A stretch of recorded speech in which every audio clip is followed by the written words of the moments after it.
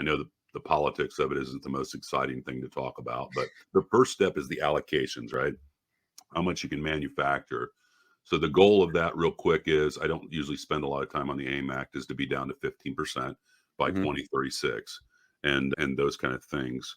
I'm sure you've had lots of people on talk about this before, but I'm not a gambling person or a betting person, but I'm pretty sure that I'm 100% sure or nearly 100% sure that recovery and reclaiming refrigerant will never be more important than I've ever seen it in my lifetime anyways. It's going to be like gold. In fact, you're already seeing it in the industry where folks that never used to take reclaimed refrigerant are now starting that business up, or startup businesses that are only going to take refrigerant.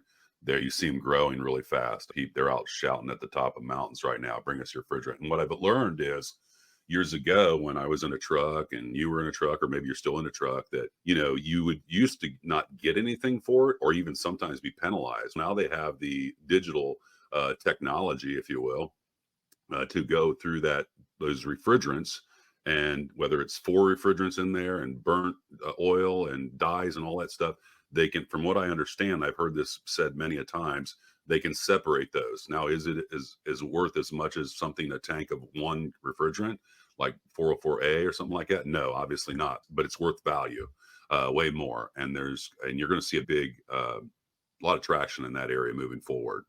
The third part of the AIM Act, and I want to get out of here on the EPA part of it for you, but that's in limbo right now. I refer to it as muddy. I don't talk about it because I don't want to muddy the water. But it said things like it was the reclamation part of the third step of the AIM Act, and it had to do with refillable tanks like Canada does.